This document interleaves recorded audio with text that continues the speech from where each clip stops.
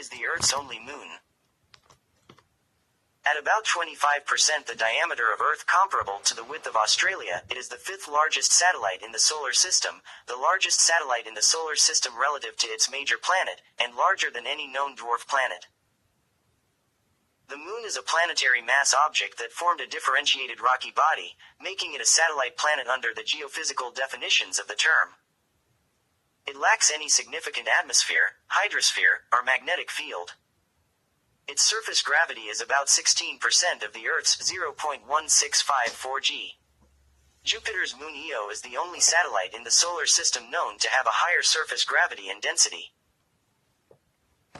Orbiting the Earth at an average distance of 238,900 miles, or about 30 times Earth's diameter, its gravitational influence very slowly lengthens the Earth's day and is the main driver of the Earth's tides. The Moon's orbit around the Earth has a sidereal period of 27.3 days.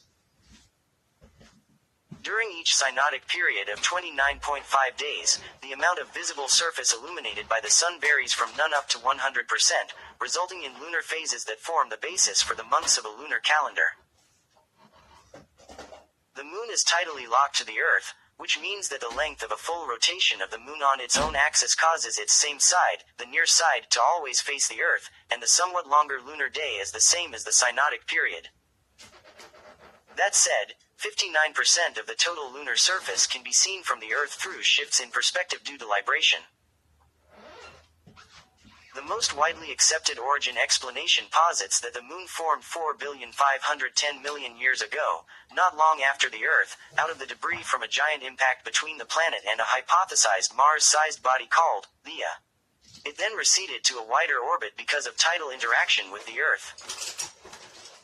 The near side of the Moon is marked by dark volcanic maria, seas, which fill the spaces between bright ancient crustal highlands and prominent impact craters. Most of the large impact basins and mare surfaces were in place by the end of the Imbrian period, some 3 billion years ago. The lunar surface is relatively non-reflective, with a reflectance just slightly brighter than that of worn asphalt. However, because it has a large angular diameter, the full Moon is the brightest celestial object in the night sky.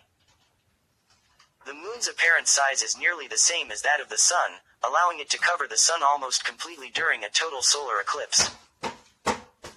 Both the Moon's prominence in the Earth's sky and its regular cycle of phases have provided cultural references and influences for human societies throughout history. Such influences can be found in language, calendar systems, art, and mythology.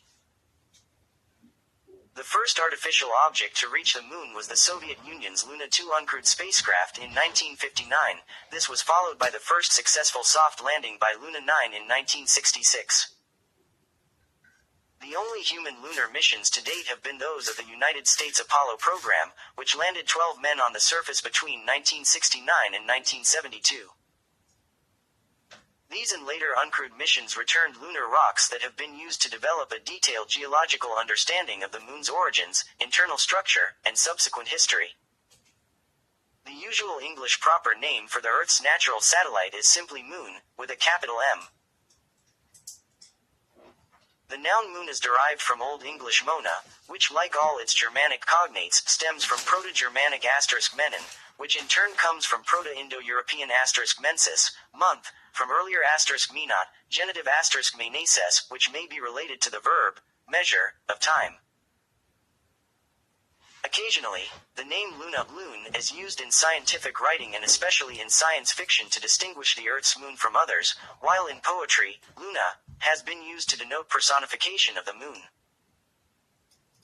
Cynthia Sn Theta I is another poetic name, though rare, for the moon personified as a goddess, while Selene, Slini, literally, moon, is the Greek goddess of the moon. The usual English adjective pertaining to the moon is lunar, derived from the Latin word for the moon, luna.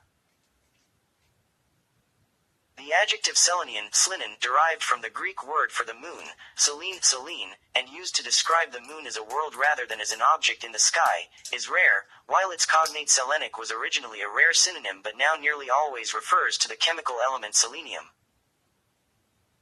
The Greek word for the moon does however provide us with the prefix seleno, as in selenography, the study of the physical features of the moon, as well as the element named selenium.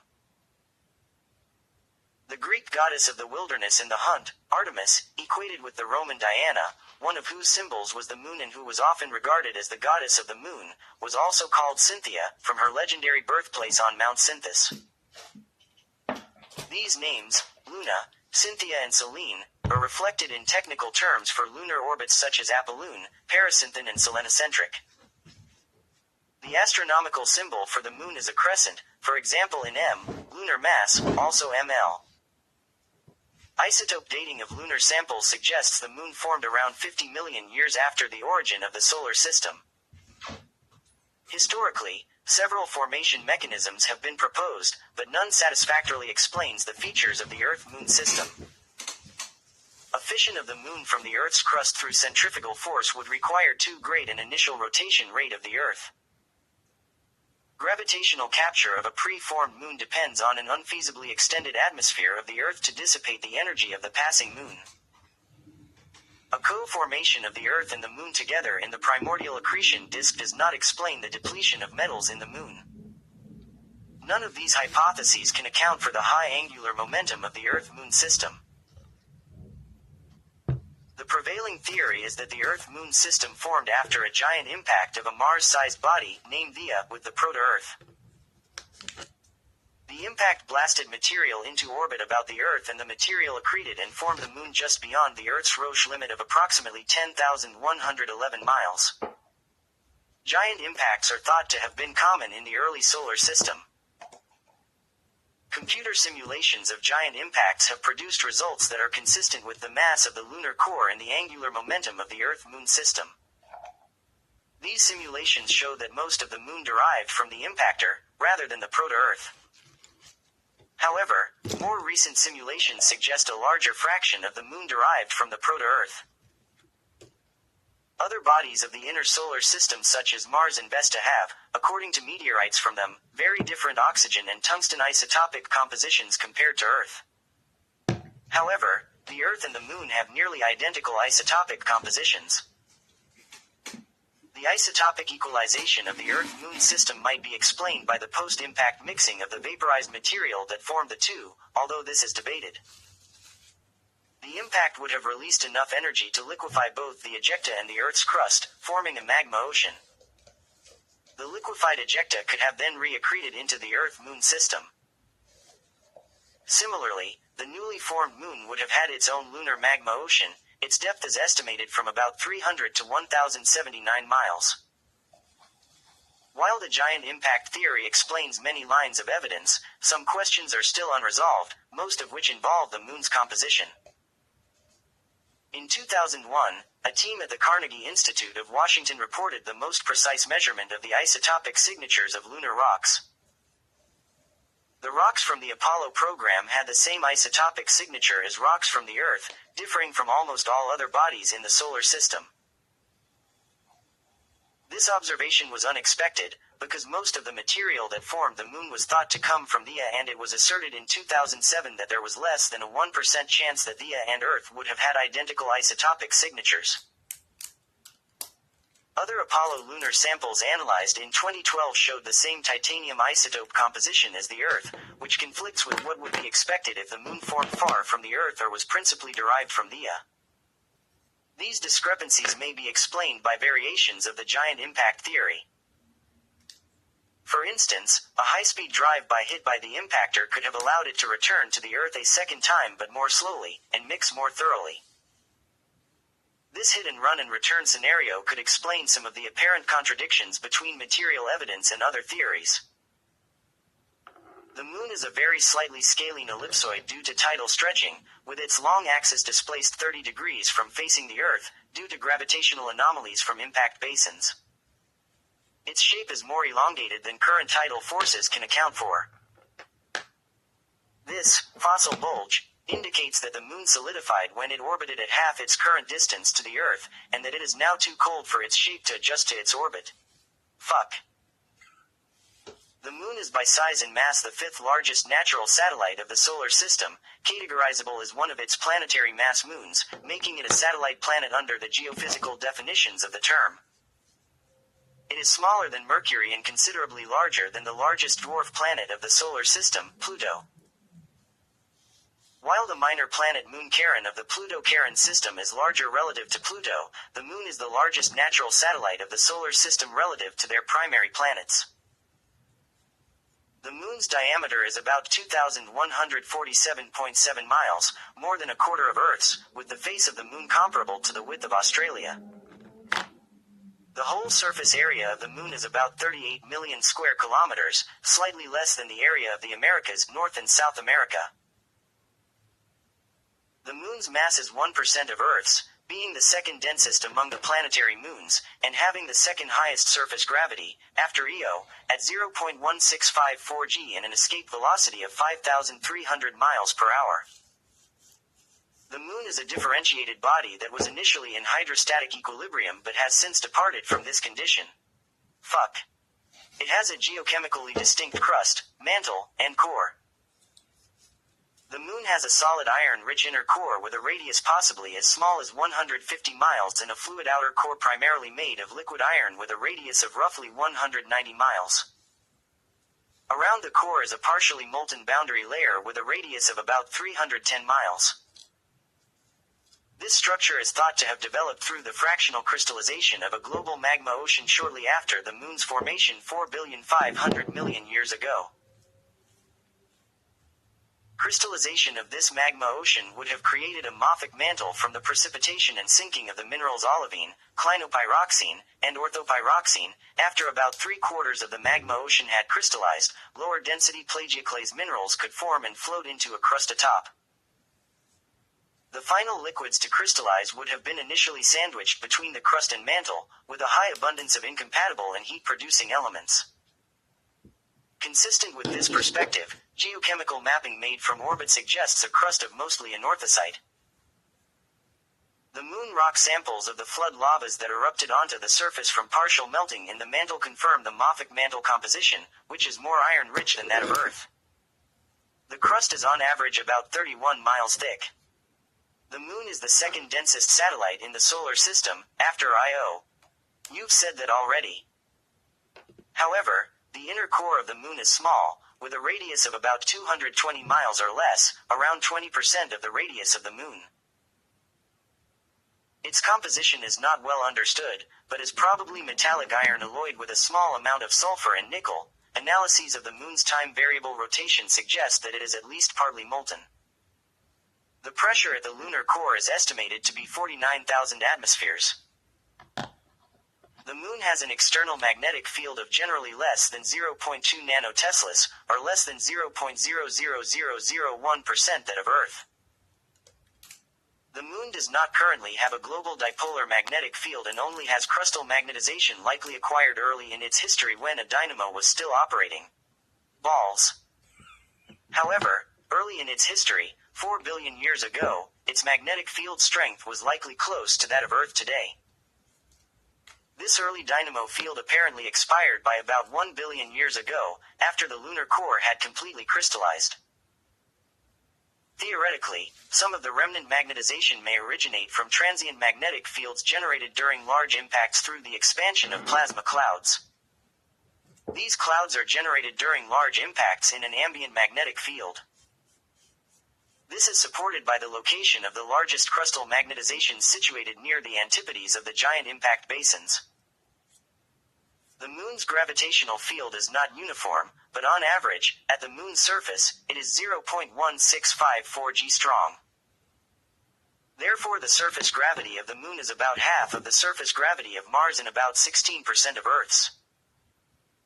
The details of the gravitational field have been measured through tracking the Doppler shift of radio signals emitted by orbiting spacecraft. The main lunar gravity features are mascons, large positive gravitational anomalies associated with some of the giant impact basins, partly caused by the dense mare basaltic lava flows that fill those basins. The anomalies greatly influence the orbit of spacecraft about the Moon. There are some puzzles. Lava flows by themselves cannot explain all of the gravitational signature, and some mascons exist that are not linked to mere volcanism.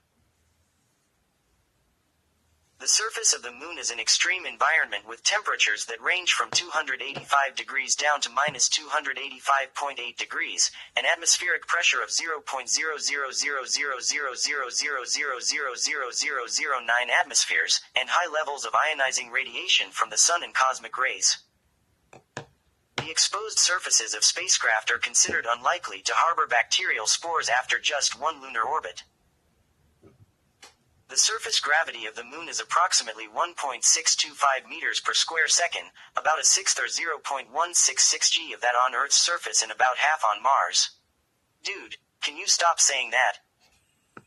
The moon's axial tilt with respect to the ecliptic is only 1.5427 degrees, much less than the 23.44 degrees of Earth.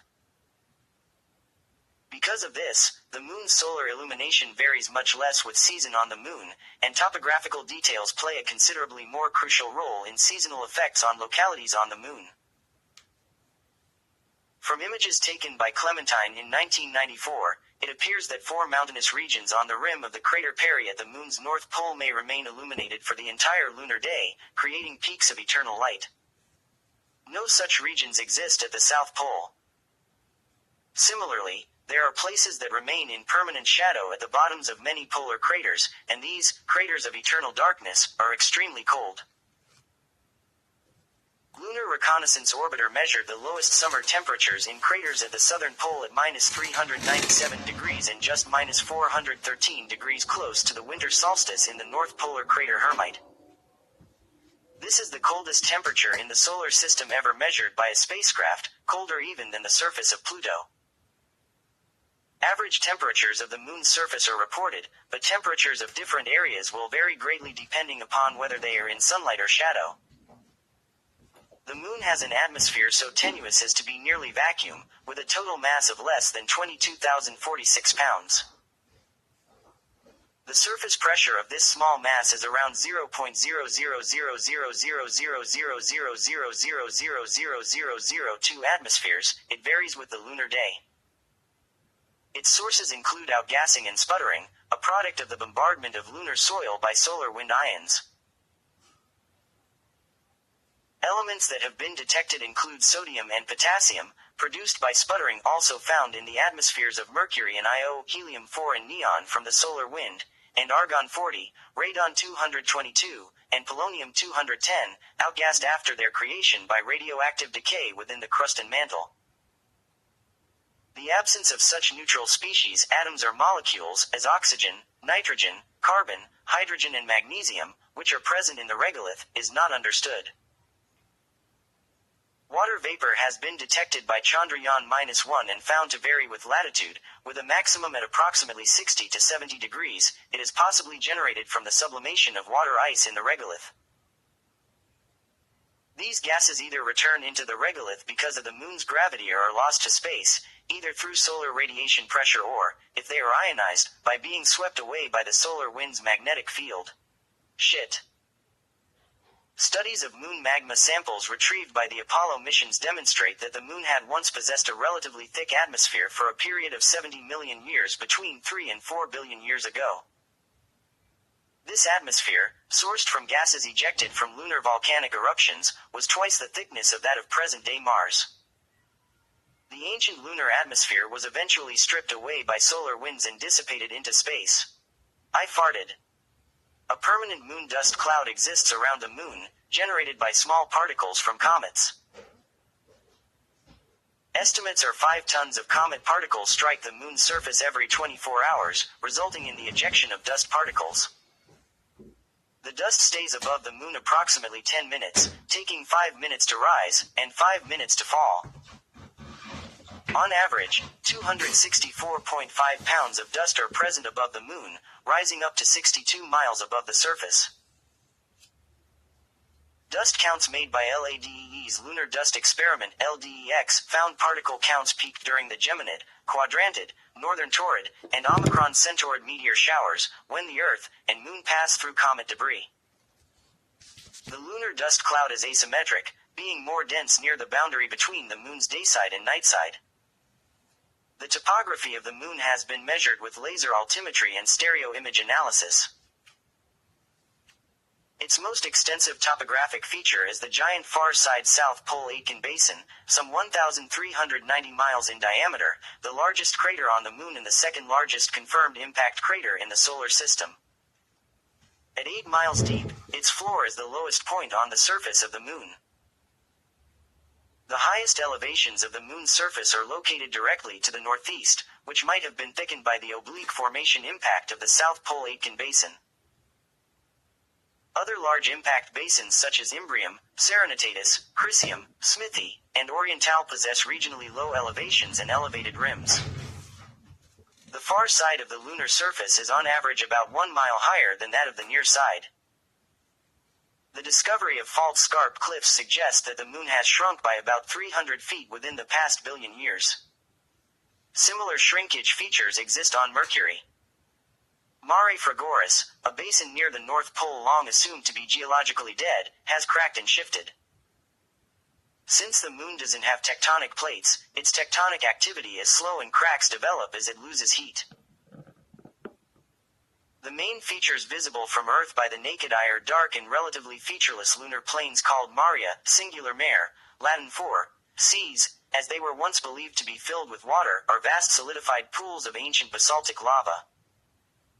Although similar to terrestrial basalts, lunar basalts have more iron and no minerals altered by water. The majority of these lava deposits erupted or flowed into the depressions associated with impact basins. Several geologic provinces containing shield volcanoes and volcanic domes are found within the near side, maria.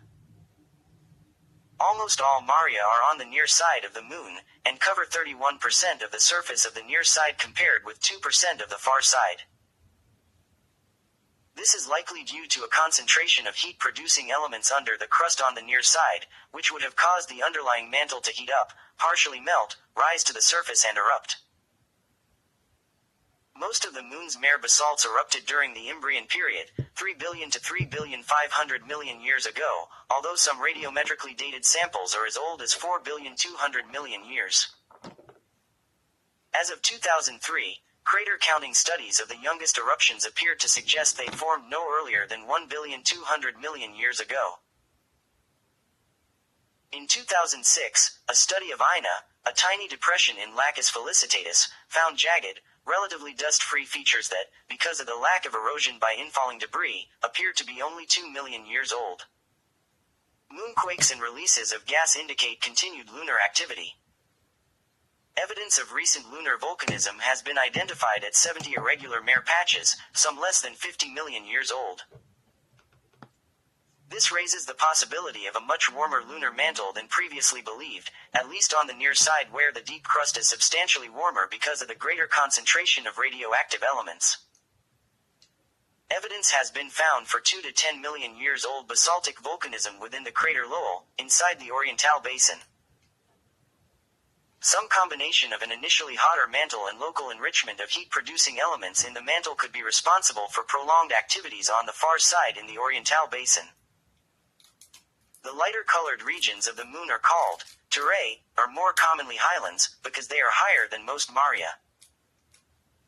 They have been radiometrically dated to having formed 4,400 million years ago, and may represent plagioclase cumulates of the lunar magma ocean. In contrast to Earth, no major lunar mountains are believed to have formed as a result of tectonic events. The concentration of maria on the near side likely reflects the substantially thicker crust of the highlands of the far side, which may have formed in a slow velocity impact of a second moon of Earth a few tens of millions of years after the moon's formation. Alternatively, it may be a consequence of asymmetrical tidal heating when the moon was much closer to the Earth. A major geologic process that has affected the moon's surface is impact cratering, with craters formed when asteroids and comets collide with the lunar surface. There are estimated to be roughly 300,000 craters wider than 0.6 miles on the moon's near side. The lunar geologic timescale is based on the most prominent impact events, including Nectaris, Imbrium, and Oriental, structures characterized by multiple rings of uplifted material, between tens and hundreds of miles in diameter and associated with a broad apron of ejecta deposits that form a regional stratigraphic horizon. The lack of an atmosphere, weather, and recent geological processes mean that many of these craters are well preserved. Although only a few multi-ring basins have been definitively dated, they are useful for assigning relative ages. Because impact craters accumulate at a nearly constant rate, counting the number of craters per unit area can be used to estimate the age of the surface. The radiometric ages of impact melted rocks collected during the Apollo missions cluster between 3.8 and 4,100,000,000 years old. This has been used to propose a late heavy bombardment period of increased impacts. High-resolution images from the Lunar Reconnaissance Orbiter in the 2010s show a contemporary crater production rate significantly higher than was previously estimated. A secondary cratering process caused by distal ejecta is thought to churn the top 2 centimeters of regolith on a timescale of 81,000 years. This rate is 100 times faster than the rate computed from models based solely on direct micrometeorite impacts. Lunar swirls are enigmatic features found across the Moon's surface. They are characterized by a high albedo, appear optically immature, i.e. the optical characteristics of a relatively young regolith, and often have a sinuous shape. Their shape is often accentuated by low albedo regions that wind between the bright swirls. They are located in places with enhanced surface magnetic fields, and many are located at the antipodal point of major impacts. Well-known swirls include the Reiner Gamma feature and Mare Ingeni. They are hypothesized to be areas that have been partially shielded from the solar wind, resulting in slower space weathering. Yeehaw! Blanketed on top of the Moon's crust is a highly comminuted, broken into ever smaller particles, an impact-gardened mostly gray surface layer called regolith, formed by impact processes. The finer regolith, the lunar soil of silicon dioxide glass, has a texture resembling snow and a scent resembling spent gunpowder. The regolith of older surfaces is generally thicker than for younger surfaces. It varies in thickness from 33 to 49 feet in the highlands and 13 to 16 feet in the Maria. Beneath the finely comminuted regolith layer is the megaregolith, a layer of highly fractured bedrock many miles thick. Liquid water cannot persist on the lunar surface. When exposed to solar radiation, water quickly decomposes through a process known as photodissociation and is lost to space. Son of a bitch. However, since the 1960s, scientists have hypothesized that water ice may be deposited by impacting comets or possibly produced by the reaction of oxygen-rich lunar rocks and hydrogen from solar wind, leaving traces of water which could possibly persist in cold, permanently shadowed craters at either pole on the Moon. Computer simulations suggest that up to 5,400 square miles of the surface may be in permanent shadow. The presence of usable quantities of water on the Moon is an important factor in rendering lunar habitation as a cost-effective plan. The alternative of transporting water from Earth would be prohibitively expensive. Oh balls. In years since, signatures of water have been found to exist on the lunar surface. In 1994, the Bistatic radar experiment located on the Clementine spacecraft indicated the existence of small, frozen pockets of water close to the surface. However, later radar observations by Arecibo suggest these findings may rather be rocks ejected from young impact craters. In 1998, the neutron spectrometer on the Lunar Prospector spacecraft showed that high concentrations of hydrogen are present in the first meter of depth in the regolith near the polar regions. Volcanic lava beads, brought back to Earth aboard Apollo 15, showed small amounts of water in their interior. The 2008 Chandrayaan-1 spacecraft has since confirmed the existence of surface water ice, using the onboard Moon Mineralogy Mapper. The spectrometer observed absorption lines common to hydroxyl, in reflected sunlight, providing evidence of large quantities of water ice, on the lunar surface. The spacecraft showed that concentrations may possibly be as high as 1,000 ppm. Using the mapper's reflectance spectra, Indirect lighting of areas in shadow confirmed water ice within 20 degrees latitude of both poles in 2018. In 2009, LCROSS sent a 5,100 pounds impactor into a permanently shadowed polar crater, and detected at least 220 pounds of water in a plume of ejected material. Another examination of the LCROSS data showed the amount of detected water to be closer to 342 plus or minus 26 lb. In May 2011, 615 to 1,410 ppm water in melt inclusions in lunar sample 74,220 was reported. The famous high titanium, orange glass soil, of volcanic origin collected during the Apollo 17 mission in 1972. The inclusions were formed during explosive eruptions on the Moon approximately 3,700,000,000 years ago. This concentration is comparable with that of magma in Earth's upper mantle. Although of considerable selenological interest, this insight does not mean that water is easily available since the sample originated many miles below the surface, and the inclusions are so difficult to access that it took 39 years to find them with a state-of-the-art ion microprobe instrument. Analysis of the findings of the Moon Mineralogy Mapper M3 revealed in August 2018 for the first time definitive evidence for water ice on the lunar surface. The data revealed the distinct reflective signatures of water ice, as opposed to dust and other reflective substances. The ice deposits were found on the north and south poles, although it is more abundant in the south, where water is trapped in permanently shadowed craters and crevices, allowing it to persist as ice on the surface since they are shielded from the sun.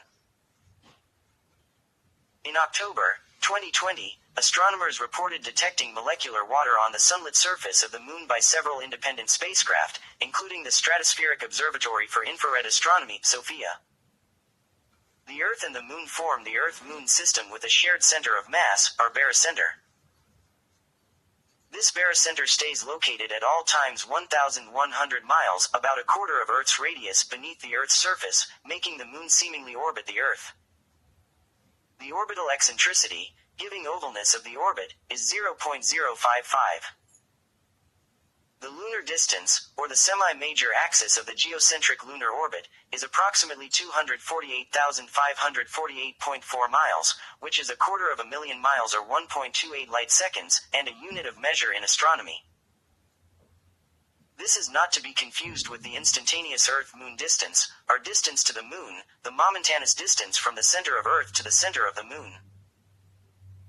The Moon makes a complete orbit around Earth with respect to the fixed stars, its sidereal period, about once every 27.3 days.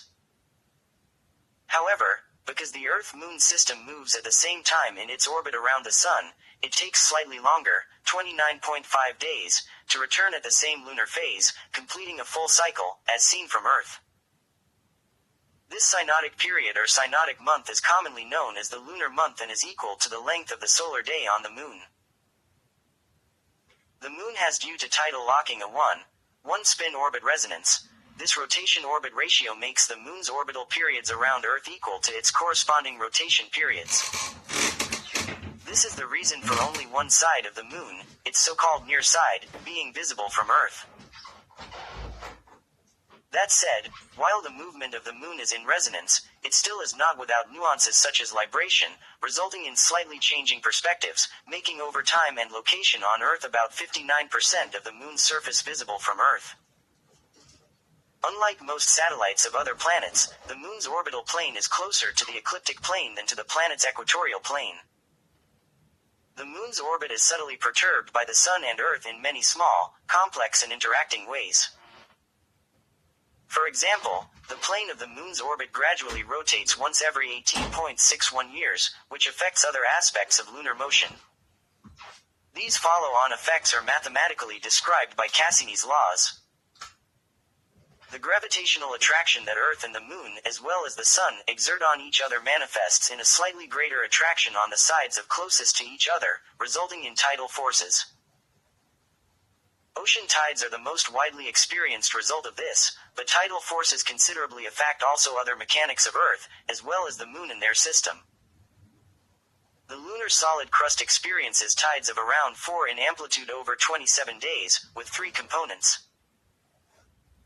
A fixed one due to Earth, because they are in synchronous rotation, a variable tide due to orbital eccentricity and inclination, and a small varying component from the Sun. The Earth-induced variable component arises from changing distance and libration, a result of the Moon's orbital eccentricity and inclination. If the Moon's orbit were perfectly circular and uninclined, there would only be solar tides. The cumulative effects of stress built up by these tidal forces produces moonquakes. Moonquakes are much less common and weaker than are earthquakes, although moonquakes can last for up to an hour, significantly longer than terrestrial quakes, because of scattering of the seismic vibrations in the dry fragmented upper crust. The existence of moonquakes was an unexpected discovery from seismometers placed on the Moon by Apollo astronauts from 1969 through 1972. The most commonly known effect of tidal forces are elevated sea levels called ocean tides. While the Moon exerts most of the tidal forces, the Sun exerts also tidal forces and therefore contributes to the tides as much as 40% of the Moon's tidal force, producing in interplay the spring and neap tides. The tides are 2 bulges in the Earth's oceans, one on the side facing the Moon and the other on the side opposite. As the Earth rotates on its axis, one of the ocean bulges, high tide, is held in place, under, the Moon, while another such tide is opposite. As a result, there are 2 high tides, and 2 low tides in about 24 hours.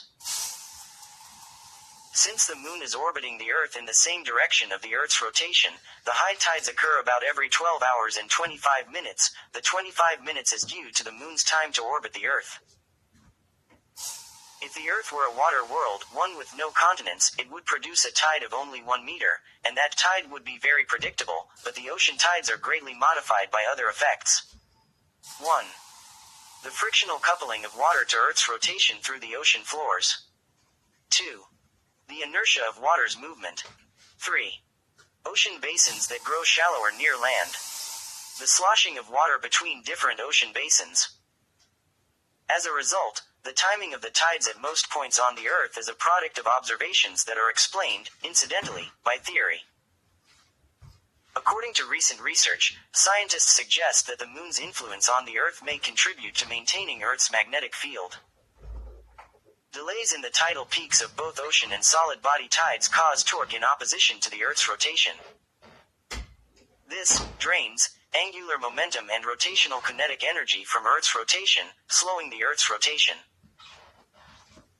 That angular momentum, lost from the Earth, is transferred to the Moon in a process known as tidal acceleration, which lifts the Moon into a higher orbit while lowering orbital speed around the Earth. Thus the distance between Earth and Moon is increasing, and the Earth's rotation is slowing in reaction. Measurements from laser reflectors left during the Apollo mission's lunar ranging experiments have found that the Moon's distance increases by 1.5 in per year, roughly the rate at which human fingernails grow.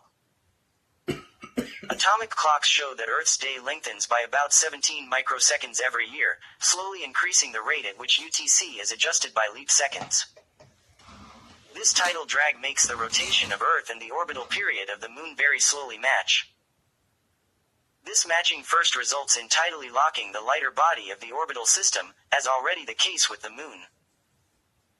Eventually, after 50 billion years, also the Earth would be made to always face the Moon with the same side. This would complete the mutual tidal locking of Earth and the Moon, matching the length of Earth's day to the then also significantly increased lunar month and the Moon's day, and suspending the Moon over one meridian comparable to the Pluto-Charon system. However, the Sun will become a red giant engulfing the Earth-Moon system long before the latter occurs.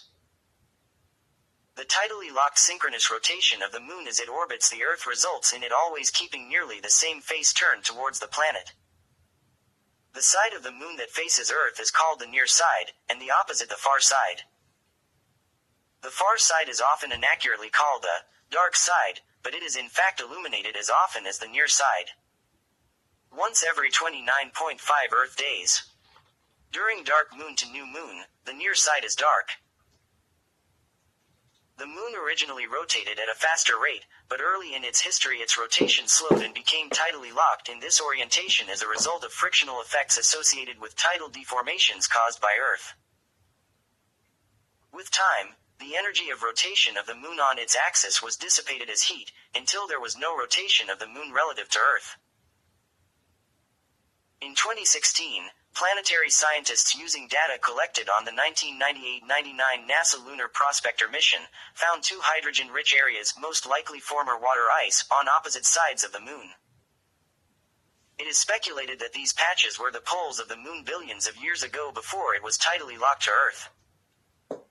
Despite the moon's tidal locking, the effect of libration makes about 59% of the moon's surface visible from Earth. The moon's highest altitude at culmination varies by its lunar phase, or more correctly its orbital position, and time of the year, or more correctly the position of the Earth's axis. The full moon is highest in the sky during winter and lowest during summer, for each hemisphere respectively, with its altitude changing towards dark moon to the opposite. At the Earth's North Pole and South Pole the moon is for 2 weeks every draconic month, 27.2 days, in the sky, though in the respective summer is dark moon and new moon.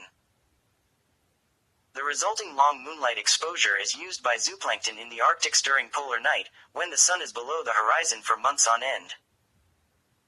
The apparent orientation of the moon depends on its position in the sky and the hemisphere of the Earth from which it is being viewed. In the northern hemisphere it is seen upside down compared to the view in the southern hemisphere. Therefore the moon's crescent can be seen in the tropics as a smile-shaped crescent moon. The moon has an exceptionally low albedo, giving it a reflectance that is slightly brighter than that of worn asphalt. Despite this, it is the brightest object in the sky after the sun. This is due partly to the brightness enhancement of the opposition surge. The moon at quarter phase is only 10% as bright, rather than half as bright, as at full moon. Additionally, color constancy in the visual system recalibrates the relations between the colors of an object and its surroundings, and because the surrounding sky is comparatively dark, the sunlit moon is perceived as a bright object. The edges of the full moon seem as bright as the center, without limb darkening, because of the reflective properties of lunar soil, which retro-reflects light more towards the sun than in other directions. The moon's color depends on the light the moon reflects, which in turn depends on the moon's surface and its features, having for example large darker regions. In general the lunar surface reflects a brown-tinged gray light. Viewed from Earth the air filters the reflected light, at times giving it a red color depending on the angle of the moon in the sky and thickness of the atmosphere, or a blue tinge depending on the particles in the air, as in cases of volcanic particles. The terms blood moon and blue moon do not necessarily refer to circumstances of red or blue moonlight, but are rather particular cultural references such as particular full moons of a year. The moon is always illuminated the same amount by the sun, but the illuminated area of the visible sphere, degree of illumination, is given by 1 cos E2 equals sin squared E2, where E is the elongation, i.e., the angle between moon, the observer on Earth, and the sun. The moon's angular diameter is about 0.52 degrees, on average, in the sky, roughly the same apparent size as the sun. The distance between the moon and Earth varies from around 221,500 miles to 252,700 miles at perigee closest and apogee farthest respectively, making the moon's apparent size fluctuate. The moon does appear larger when close to the horizon, but this is a purely psychological effect, known as the moon illusion, first described in the 7th century BC. Half of the moon's surface is always illuminated by the sun except during a lunar eclipse. But also Earth does reflect light onto the moon, observable at times as Earthlight when again reflected to Earth from the near side of the moon where it is not illuminated by the sun. Reported as a supermoon, on the 14th of November 2016, the moon was at full phase closer to Earth than it has been since 1948, 14% closer and larger than its farthest position in apogee. This closest point coincided within an hour of a full moon, and it was 30% more luminous than when at its greatest distance because its increased apparent diameter. At lower levels, the human perception of reduced brightness is a percentage as provided by the following formula. Perceived reduction percent equals 100 times actual reduction percent over 100. When the actual reduction is 1.00, 1.30, or about 0.770, the perceived reduction is about 0.877, or 1.00, 1.14. This gives a maximum perceived increase of 14% between apogee and perigee moons of the same phase. Eclipses only occur when the Sun, Earth, and Moon are all in a straight line termed syzygy.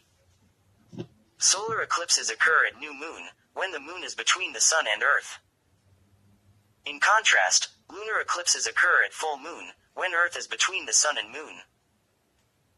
The apparent size of the Moon is roughly the same as that of the Sun, with both being viewed at close to 1/2 a degree wide. The Sun is much larger than the Moon, but it is the vastly greater distance that gives it the same apparent size as the much closer and much smaller Moon from the perspective of Earth. The variations in apparent size, due to the non-circular orbits, are nearly the same as well, though occurring in different cycles. This makes possible both total, with the Moon appearing larger than the Sun, and annular, with the Moon appearing smaller than the Sun, solar eclipses. In a total eclipse, the Moon completely covers the disk of the Sun and the solar corona becomes visible to the naked eye. Because the distance between the Moon and Earth is very slowly increasing over time, the angular diameter of the Moon is decreasing. As it evolves toward becoming a red giant, the size of the Sun, and its apparent diameter in the sky, are slowly increasing.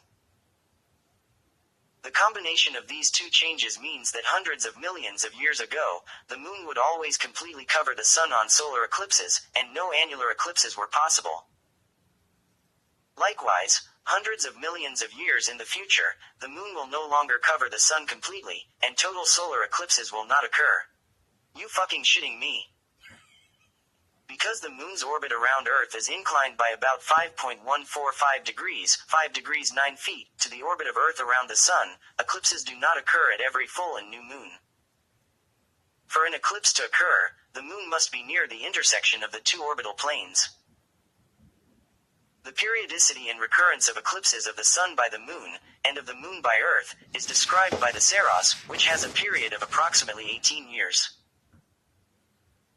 Because the Moon continuously blocks the view of a half-degree wide circular area of the sky, the related phenomenon of occultation occurs when a bright star or planet passes behind the Moon and is occulted, hidden from view.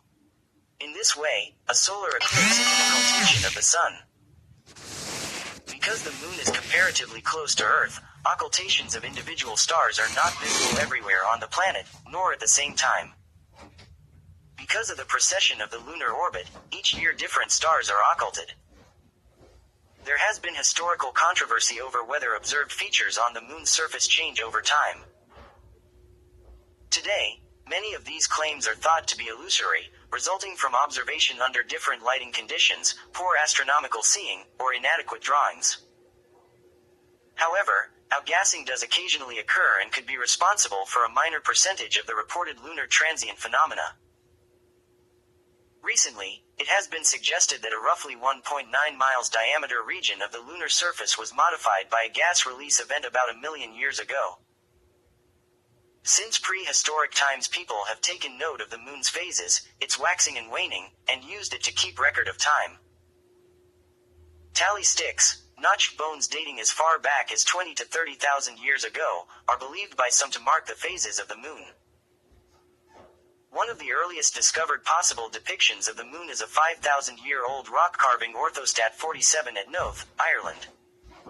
The ancient Greek philosopher Anaxagoras d. 428 BC reasoned that the Sun and Moon were both giant spherical rocks, and that the latter reflected the light of the former. Elsewhere in the 5th century BC to 4th century BC, Babylonian astronomers had recorded the 18-year Saros cycle of lunar eclipses, and Indian astronomers had described the Moon's monthly elongation. The Chinese astronomer Shi Shen FL. 4th century BC gave instructions for predicting solar and lunar eclipses.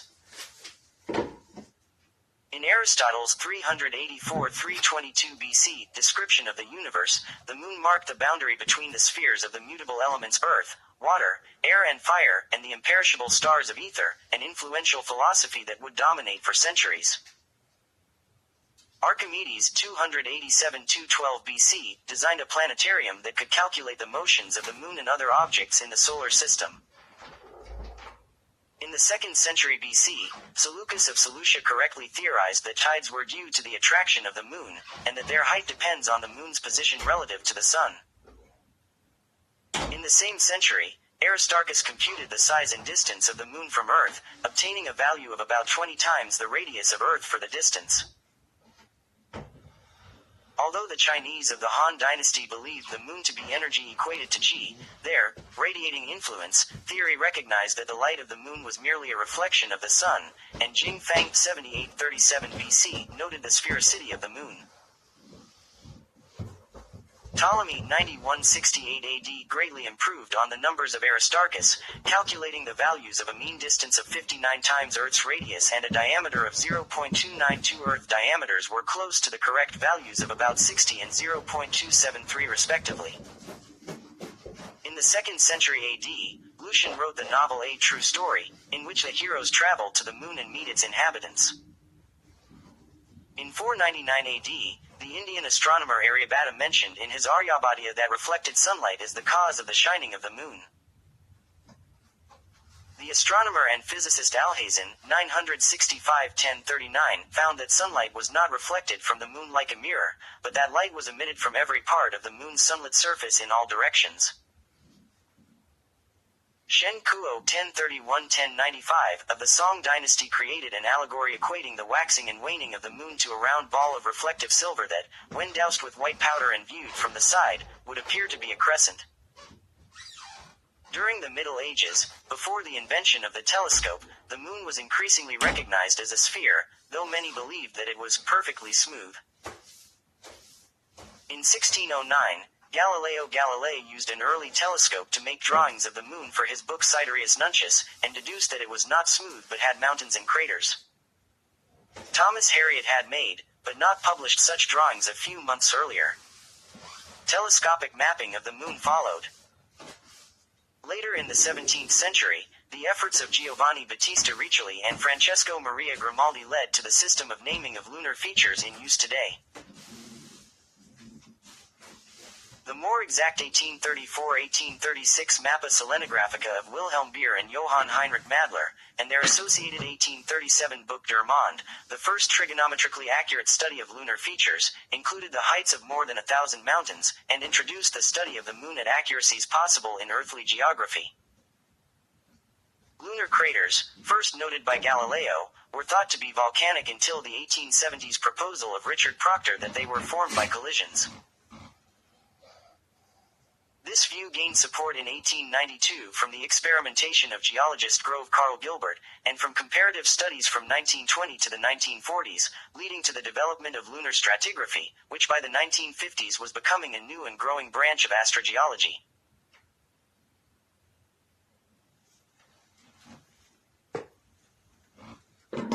After World War II, the first launch systems were developed, and by the end of the 1950s they reached capabilities that allowed the Soviet Union and the United States to launch spacecrafts into space.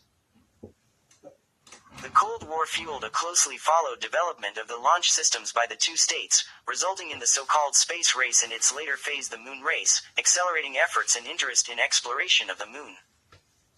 Spacecraft from the Soviet Union's Luna program were the first to accomplish a number of goals. Following three unnamed, failed missions in 1958, the first human-made object to escape Earth's gravity and pass near the moon was Luna 1 in 1959, the first human-made object to impact the lunar surface was Luna 2, and the first photographs of the normally occluded far side of the moon were made by Luna 3, all in 1959. The first spacecraft to perform a successful lunar soft landing was Luna 9, and the first vehicle to orbit the moon was Luna 10, both in 1966. Rock and soil samples were brought back to Earth by three Luna sample return missions: Luna 16 in 1970, Luna 20 in 1972, and Luna 24 in 1976, which returned 0.6 pounds total. Luna 17 deployed on the moon the first remote-controlled rover on an extraterrestrial surface, Lunokhod 1, in 1970. During the late 1950s, at the height of the Cold War, the United States Army conducted a classified feasibility study that proposed the construction of a staffed military outpost on the Moon called Project Horizon, with the potential to conduct a wide range of missions from scientific research to nuclear Earth bombardment. The study included the possibility of conducting a lunar-based nuclear test. The Air Force, which at the time was in competition with the Army for a leading role in the space program, developed its own similar plan called LUNEX. However, both these proposals were ultimately passed over as the space program was largely transferred from the military to the civilian agency NASA.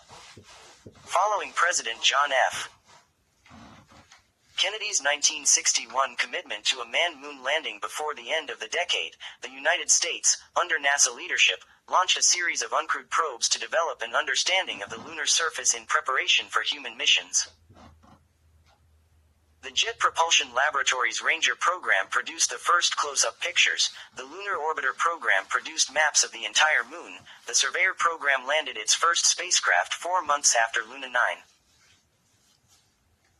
The crewed Apollo program was developed in parallel, after a series of uncrewed and crewed tests of the Apollo spacecraft in Earth orbit, and spurred on by a potential Soviet lunar human landing. In 1968, Apollo 8 made the first human mission to lunar orbit.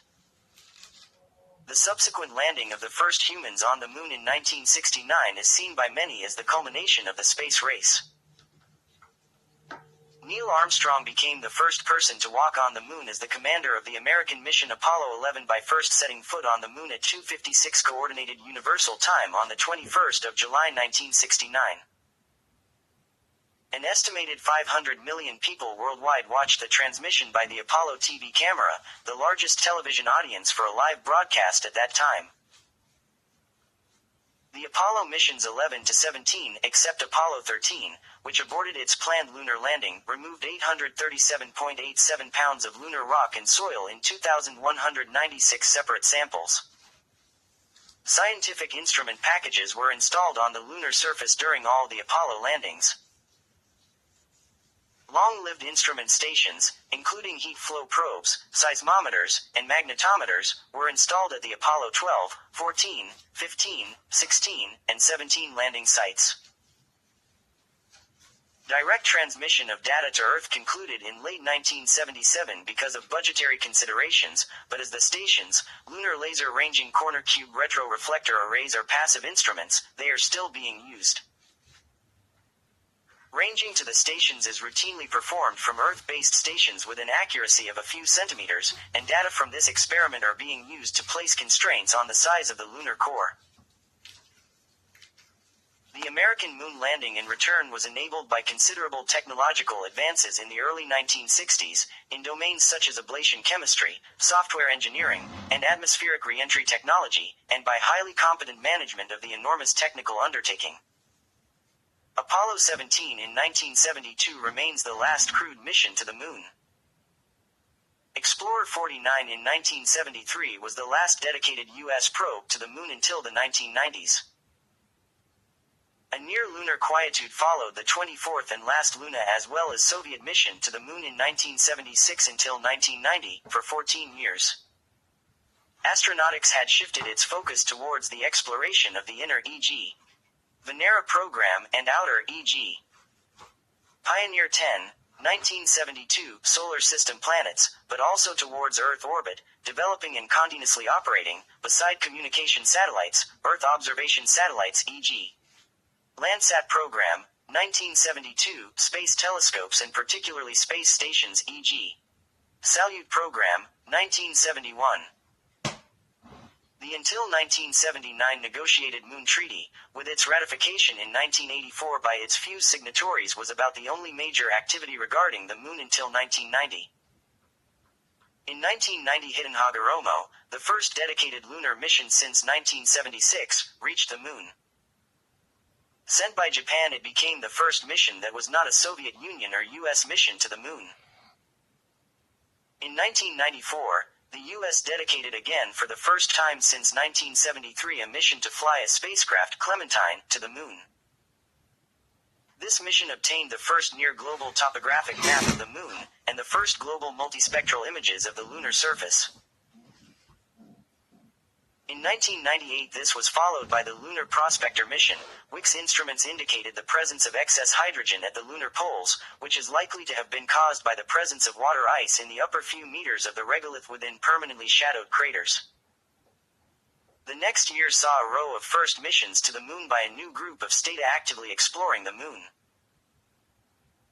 Between 2004 and 2006 the first spacecraft by the European Space Agency ESA SMART-1 reached the Moon, recording the first detailed survey of chemical elements on the lunar surface. The Chinese lunar exploration program began with Chang'e 1 between 2000 and 2009, obtaining a full image map of the Moon. India reached the Moon in 2008 for the first time with its Chandrayaan-1, creating a high-resolution chemical, mineralogical and photogeological map of the lunar surface, and confirming the presence of water molecules in lunar soil. The U.S. launched a Lunar Reconnaissance Orbiter (LRO) and the LCROSS impactor on the 18th of June 2009. LCROSS completed its mission by making a planned and widely observed impact in the crater Cabeus on the 9th of October 2009, whereas LRO is currently in operation, obtaining precise lunar altimetry and high-resolution imagery. China continued its Luna program in 2010 with Chang'e 2, mapping the surface at a higher resolution over an 8-month period, and in 2013 with Chang'e 3, a lunar lander, deploying a lunar rover, named U2 Chinese. U2, literally, Jade Rabbit. This was the first lunar rover mission since Lunokhod 2 in 1973 and the first lunar soft landing since Luna 24 in 1976. In 2014 the first privately funded probe, the Manfred Memorial Moon mission, reached the Moon. Another Chinese rover mission, Chang'e 4, achieved in early 2019 the first landing on the Moon's far side. Also in 2019 India sent successfully its second probe, Chandrayaan-2 to the Moon, and China in 2020 carried out its first robotic sample return mission, Chang'e 5, bringing back 1,731 grams of lunar material to Earth. With the signing of the U.S.-led Artemis Accords in 2020, the Artemis program of the U.S., to return in the 2020s astronauts to the Moon, has been joined by a growing number of countries. The introduction of the Artemis Accords has fueled a renewed discussion about the international framework and cooperation of lunar activity, building on the Moon Treaty and the ESA-led Moon Village concept. The different, since 2004 developed plans of the U.S. to return astronauts to the Moon cumulated in the Artemis program, include the plan to send the first woman to the Moon and the plan to build an international lunar space station called Lunar Gateway. Upcoming lunar missions include Artemis 1 and Russia's first lunar mission, Luna Glob, an uncrewed lander with a set of seismometers, and an orbiter based on its failed Martian Phobos grunt mission. China has announced in 2021 the plan to develop and construct with Russia an international lunar research station towards and into the 2030s. India in 2006 had among others expressed its hope to send people to the Moon by 2020. While the Moon has the lowest planetary protection target categorization, its degradation as a pristine body and scientific place has been discussed and particularly understood regarding keeping the shielded zone of the Moon SZM, of value for astronomy from the Moon, free from any radio spectrum pollution, as well as conserving the special and scientifically interesting nature of the Moon, in face of prospecting commercial and national projects to claim and exploit the Moon. While the Moon has no significant atmosphere, traffic and impacts on the Moon causes clouds of dust that can spread far and possibly contaminate the original state of the Moon and its special scientific content. The so-called tardigrade affair of the 2019 crashed Beresheet lander and its carrying of tardigrades has been discussed as an example for lacking measures and lacking international regulation for planetary protection. Space debris beyond Earth around the Moon has been considered as a future challenge with increasing numbers of missions to the Moon, particularly as a danger for such missions. As such, lunar waste management has been raised as an issue which future lunar missions, particularly on the surface, need to tackle. Beside the remains of human activity on the moon, there have been some intended permanent installations like the Moon Museum Art Piece, Apollo 11 Goodwill Messages, 6 lunar plaques, the Fallen Astronaut Memorial, and other artifacts. Long-term missions continuing to be active are some orbiters such as the 2009 launched Lunar Reconnaissance Orbiter surveilling the moon for future missions, as well as some landers such as the 2013 launched Chang'e 3 with its Lunar Ultraviolet Telescope still operational. 5 retroreflectors have been installed on the moon since the 1970s and since used for accurate measurements of the physical librations through laser ranging to the moon. There are several missions by different agencies and companies planned to establish a long-term human presence on the moon, with the Lunar Gateway as the currently most advanced project as part of the Artemis program. For many years, the moon has been recognized as an excellent site for telescopes. It is relatively nearby, astronomical seeing is not a concern, certain craters near the poles are permanently dark and cold, and thus especially useful for infrared telescopes, and radio telescopes on the far side would be shielded from the radio chatter of Earth. The lunar soil, although it poses a problem for any moving parts of telescopes, can be mixed with carbon nanotubes and epoxies and employed in the construction of mirrors up to 50 meters in diameter. A lunar zenith telescope can be made cheaply with an ionic liquid. In April 1972, the Apollo 16 mission recorded various astronomical photos and spectra in ultraviolet with the far ultraviolet camera spectrograph. The moon has been also a site of Earth observation, particularly culturally as in the imagery called Earthrise. The only instances of humans living on the moon have taken place in an Apollo lunar module, for example, during the Apollo 17 mission, for several days at a time. One challenge to astronauts during their stay on the surface is that lunar dust sticks to their suits and is carried into their quarters. Astronauts could taste and smell the dust, calling it the Apollo aroma. This fine lunar dust can cause health issues. Holy fucking shit. In 2019, at least one plant seed sprouted in an experiment on the Chang'e 4 lander. It was carried from Earth along with other small life in its lunar micro-ecosystem. Although lunar landers scattered pennants of the Soviet Union on the moon, and USA flags were symbolically planted at their landing sites by the Apollo astronauts, no nation claims ownership of any part of the moon's surface. Likewise, any private ownership of parts of the moon, or as a whole, are considered credible. The 1967 Outer Space Treaty defines the moon and all outer space as the province of all mankind. It restricts the use of the moon to peaceful purposes, explicitly banning military installations and weapons of mass destruction. A majority of countries are parties of this treaty. The 1979 Moon Agreement was created to elaborate and restrict the exploitation of the moon's resources by any single nation, leaving it to a yet unspecified international regulatory regime. As of January 2020, it has been signed and ratified by 18 nations, none of which have human spaceflight capabilities. Since 2020, countries have joined the USA in their Artemis Accords, which are challenging the treaty. The USA has furthermore emphasized in presidential executive order, encouraging international support for the recovery and use of space resources, that the United States does not view outer space as a global commons, and calls the Moon Agreement a failed attempt at constraining free enterprise. With Australia signing and ratifying both the Moon Treaty in 1986 as well as the Artemis Accords in 2020, there has been a discussion if they can be harmonized. In this light, an implementation agreement for the Moon Treaty has been advocated for, as a way to compensate for the shortcomings of the Moon Treaty and to harmonize it with other laws, allowing it to be more widely accepted. In the face of such increasing commercial and national interest, particularly prospecting territories, USA lawmakers have introduced in late 2020 specific regulation for the conservation of historic landing sites, and interest groups have argued for making such sites World Heritage Sites and zones of scientific value protected zones, all of which add to the legal availability and territorialization of the moon.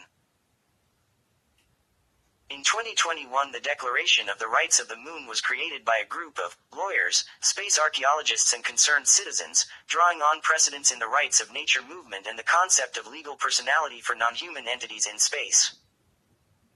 In light of future development on the moon, some international and multi-space agency organizations have been created.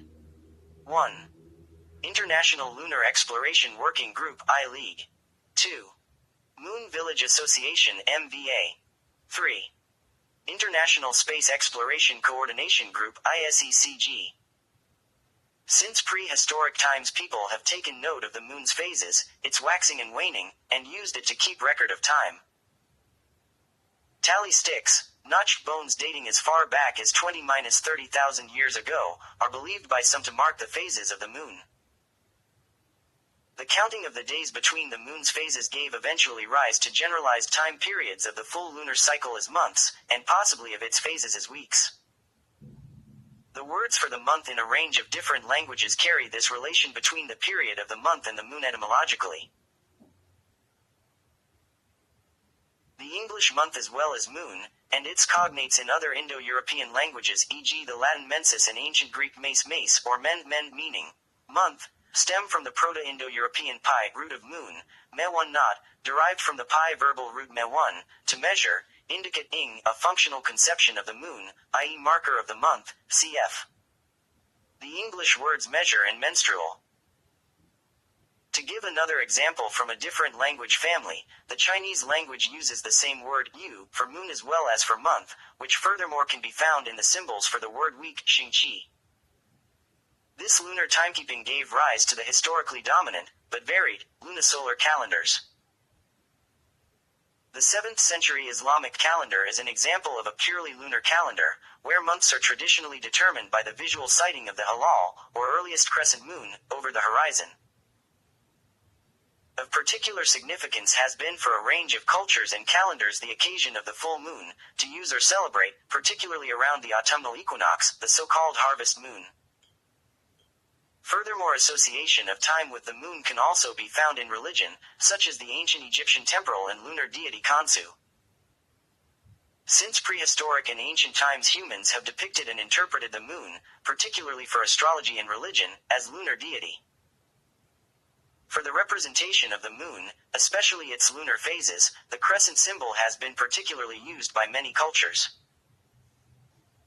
In writing systems such as Chinese, the crescent has developed into the symbol U, the word for moon, and in ancient Egyptian it was the symbol, which is spelled like the ancient Egyptian lunar deity Aya, meaning moon. Iconographically, the crescent was used in Mesopotamia as the primary symbol of Nana, Sin, the ancient Sumerian lunar deity, who was the father of Inanna, Ishtar, the goddess of the planet Venus, symbolized as the 8-pointed star of Ishtar, and Utu, Shamash, the god of the sun, symbolized as a disk, optionally with 8 rays, all 3 often depicted next to each other. Nana was later known as Sin, and was particularly associated with magic and sorcery. The crescent was further used as an element of lunar deities wearing headgears or crowns in an arrangement reminiscent of horns, as in the case of the ancient Greek Selene or the ancient Egyptian Khonsu. Selene is associated with Artemis and paralleled by the Roman Luna, which both are occasionally depicted driving a chariot, like the Hindu lunar deity Chandra. The different or sharing aspects of deities within pantheons has been observed in many cultures, especially by later or contemporary culture, particularly forming triple deities. The moon in Roman mythology, for example, has been associated with Juno and Diana, while Luna being identified as their byname and as part of a triplet Diva Triformis, with Diana and Proserpina, Hecate being identified as their binding manifestation as Trimorphos. The star and crescent arrangement goes back to the Bronze Age, representing either the sun and moon, or the moon and planet Venus, in combination. It came to represent the goddess Artemis or Hecate, and via the patronage of Hecate came to be used as a symbol of Byzantium, possibly influencing the development of the Ottoman flag, specifically the combination of the Turkish crescent with a star. Since then, the heraldic use of the star and crescent proliferated, becoming a popular symbol for Islam, as the halal of the Islamic calendar, and for a range of nations. In Roman Catholic Marian veneration, the Virgin Mary, Queen of Heaven, has been depicted since the late Middle Ages on a crescent and adorned with stars. In Islam, Muhammad is particularly attributed with the moon through the so-called splitting of the moon, Arabic miracle. The contrast between the brighter highlands and the darker Maria have been seen by different cultures forming abstract shapes, which are among others the man in the moon or the moon rabbit, e.g. the Chinese Tu'er-Yi, or in indigenous American mythologies, as with the aspect of the Mayan moon goddess. In Western alchemy, silver is associated with the moon, and gold with the sun. The perception of the moon in modern times has been informed by telescope-enabled modern astronomy and later by spaceflight-enabled actual human activity at the moon, particularly the culturally impactful lunar landings. These new insights inspired cultural references, connecting romantic reflections about the moon and speculative fiction such as science fiction dealing with the moon. Contemporarily, the moon has been seen as a place for economic expansion into space, with missions prospecting for lunar resources. This has been accompanied with renewed public and critical reflection on humanity's cultural and legal relation to the celestial body, especially regarding colonialism, as in the 1970 poem, Whitey on the Moon. In this light, the moon's nature has been invoked, particularly for lunar conservation, and is a common. A song titled, Moon Anthem, by Abhay Kumar, paralleling the proposals for an Earth Anthem, was released 2019 on the occasion of India's lunar probe Chandrayaan-2. The lunar effect is a purported and proven correlation between specific stages of the roughly 29.5-day lunar cycle and behavior and physiological changes in living beings on Earth, including humans. The moon has long been associated with insanity and irrationality. The words lunacy and lunatic are derived from the Latin name for the moon, luna. Philosophers Aristotle and Pliny the Elder argued that the full moon induced insanity in susceptible individuals, believing that the brain, which is mostly water, must be affected by the moon and its power over the tides, but the moon's gravity is too slight to affect any single person. Even today, people who believe in a lunar effect claim that admissions to psychiatric hospitals, traffic accidents, homicides or suicides increase during a full moon, but dozens of studies invalidate these claims.